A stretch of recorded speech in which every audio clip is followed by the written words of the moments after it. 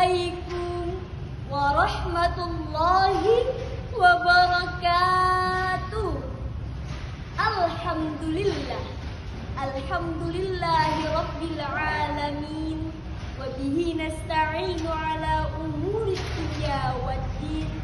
Wa ala alihi wa sahbihi wa man tabi'ahum bi ihsanin ila yaumiddin. Amma ba'du. Yang pertama dan yang utama, marilah kita panjatkan puji syukur kehadirat Allah Subhanahu wa Ta'ala, Tuhan semesta alam yang telah memberikan kita hidayah, inayah beserta nikmatnya sehingga kita bisa beraktivitas dalam keadaan sehat walafiat. Salawat serta salam semoga senantiasa tercurah kepada junjungan kita Nabi besar Muhammad sallallahu alaihi wasallam yang telah membawa kita dari zaman jahiliyah hingga ke zaman terang benderang. Teman-teman sebangsa dan setanah air yang saya hormati, Manuel Castells, seorang sosiolog asal Spanyol yang juga merupakan ahli teori komunikasi dan informasi masyarakat, mengungkapkan bahwa kekuasaan berada di tangan mereka yang mampu mengendalikan jaringan komunikasi. Ungkapan tersebut menggambarkan kepada kita semua bahwa media sosial merupakan salah satu komponen penting dan tidak bisa terpisahkan dari lapisan masyarakat. Entah itu anak-anak, remaja, orang tua, bahkan lansia. Kementerian Komunikasi dan Digital Republik Indonesia mencatat sekitar 221 juta atau setara dengan 75,4% populasi di Indonesia sudah menggunakan yang namanya media sosial. Bahkan Indonesia termasuk ke dalam salah satu negara dengan pengguna internet terbanyak di dunia. Namun sayangnya, media sosial yang seharusnya memudahkan untuk komunikasi ternyata telah merobek cita-cita luhur budaya bangsa kita. Media sosial yang awalnya diciptakan untuk memudahkan manusia dalam berkomunikasi dan berinteraksi justru sering disalahgunakan sebagai sarana perundungan dan penyebaran hoax. Seperti yang akhir-akhir ini terjadi. Betapa banyak pengguna media sosial yang sudah tidak beretika, bebas berbicara semaunya, berargumen sesukanya, menyumpah, menghina, sampai melecehkan sesama, bahkan membawa isu sara yang dapat menimbulkan bibit-bibit perseteruan hingga menghancurkan falsafah negara. Na'udzubillahi min dzalik. Sehingga media sosial bisa kita ibaratkan seperti pisau bermata dua. Di satu sisi, media sosial jika mampu dikelola dengan bijak, maka akan menimbulkan dampak-dampak positif. Di sisi lain, jika media sosial sering disalahgunakan, maka akan menimbulkan dampak-dampak negatif yang pada akhirnya akan merugikan diri kita sendiri atau bahkan orang lain. Maka dari kita umat Islam sebagai umat mayoritas di negeri ini harus mengerti dan memahami bagaimana etika bermedia sosial. Maka dari itu, pada kesempatan kali ini saya akan menyampaikan sebuah pidato yang berjudul Etika Media Sosial menurut Pandangan Al-Quran. Namun sebelum itu, mari bersama-sama kita berkaca ke negeri kita, Indonesia. Media sosial masih sering disalahgunakan baik untuk kepentingan pribadi maupun golongan.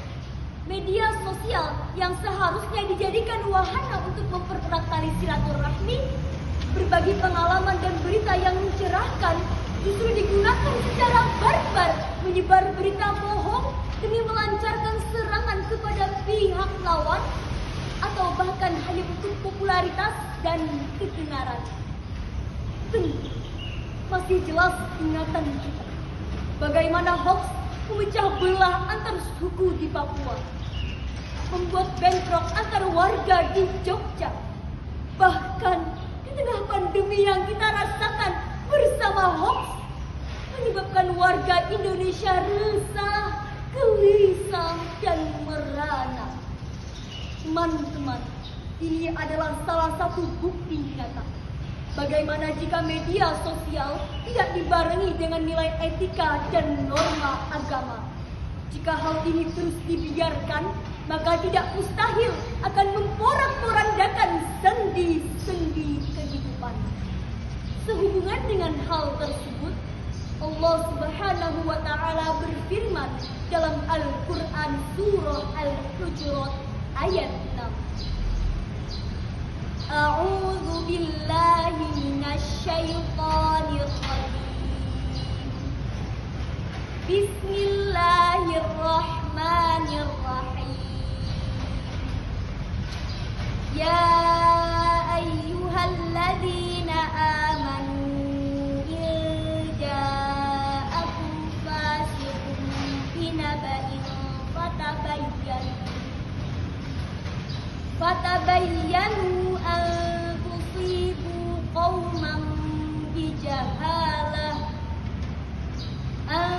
tusibu qauman bijahalatin fatusbihu ala ma fa'altum nadimin.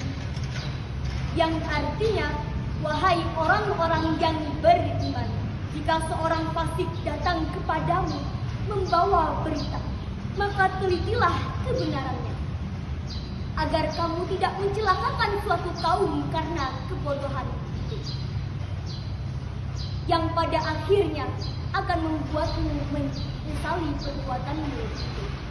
Maha benar Allah yang maha agung dengan segala firman-Nya. Ini berarti teman-teman, kita harus selektif, kritis dalam menerima informasi.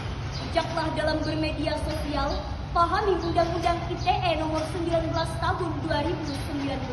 Jangan menyebar berita yang tidak jelas sumbernya. Jangan menyinggung isi sara agar amarah tak membara. Jangan sebar situs terlarang, sebab akan merusak generasi bangsa. Jangan sampai kita hancurkan bangsa ini karena termakan hoax, fitnah, dan adu domba. Na'udzubillahi min dzalik. Sejalan dengan hal tersebut, Rasulullah Shallallahu Alaihi Wasallam bersabda, "Man kana yu'minu billahi wal yawmil akhir, falyakul khairan aw liyasmut." Barang siapa yang beriman kepada Allah dan hari akhir, hendaklah ia berkata baik atau diam saja. Hadis riwayat Bukhari Muslim. Sebagai kesimpulan, setiap yang kita tuliskan adalah cerminan dari apa yang kita pikirkan. Media sosial berawal dari pikiran, lalu dituliskan melalui ketikan. Maka dari itu, tahan jempolmu, think before you click, saring sebelum sharing. Jagalah hati, lisan, dan pikiran kita agar tidak tergoda oleh godaan syaitan. Ajang Payfair sungguh menggelora, menggambarkan semangat yang membara. Gunakan media sosial dengan bijaksana agar Indonesia maju, unggul, dan sejahtera. Minum sirup dengan selasih. Sekian, terima kasih. Wabillahi taufiq wal hidayah, waridho wal inayah. Assalamualaikum warahmatullahi wabarakatuh.